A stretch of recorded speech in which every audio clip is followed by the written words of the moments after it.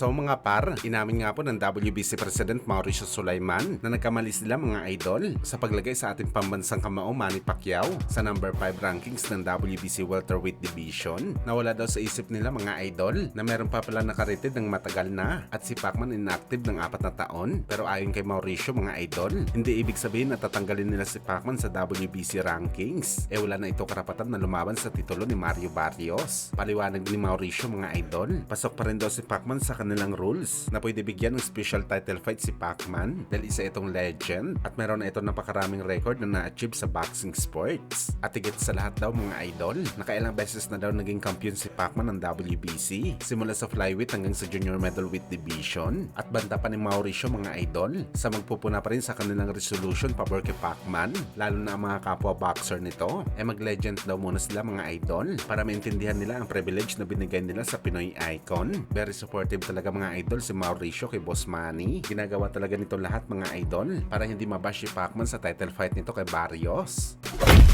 Samantala dahil araw-araw na nga po viral si Manny Pacquiao mga idol, merong rumors naman na kumakalat sa internet na para masalba daw ng Premier Boxing Champions o PBC ang kanilang promotional company sa papalapit ng bankruptcy. Posible daw mga idol, opera nila ulit ang ating pambansang kamao Manny Pacquiao ng isa pang laban pagkatapos ng laban nito kay Barrios. Manalo man daw matalo si Pacman dito, basta makapagpakita lang daw ito ng magandang galawan sa bakbakan nito kay Barrios. Kung saan ang offer na laban dito mga idol, walang iba kundi sa bakbakan kay Tank Davis. Ito daw ang panglaban ng PBC mga idol sa possible na pagkawala ng kanilang promotional company sa big stage ng boxing sports. Well, hindi naman talaga natin may ikakailang mga idol na ang bakbakan sa pagitan ni Tank Davis at Pacman ay kaya talaga tapatan ng super fight na laban ni Canelo at Crawford. Parehong cash cow kasi mga idol si Pacman at Davis Boy. Siguradong mini version ito ng Mayweather Pacquiao noong 2015 at hindi na rin mga idol malabo ito sa part ni Boss Manny dahil hindi naman tayo tangik mga idol na hindi sabihin na cash out lang talaga ang pinakamalaking rason ni Pacman kung bakit ito bumalik sa action sa ibabaw ng boxing ring. Kaya ang laban kay Davis posible talaga mapilitan si Pacman na tanggapin,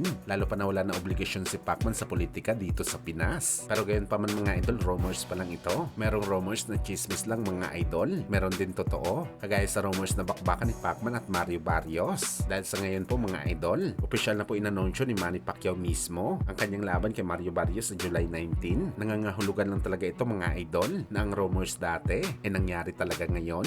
Samantala update naman tayo mga idol sa day 3 na training ni Pacman sa LA, kung saan mga idol habang lumilipas ang araw sa training, lalong bumabangis talaga ang galawan ni Boss Manny. Parang kidlat na ito gumalaw mga idol sa shadow boxing. Kaya napapaisip talaga tayo mga boss kung talagang 46 anyos na talaga si Pacman dahil daig pa nito mga idol ang mga batang boxer sa bilis.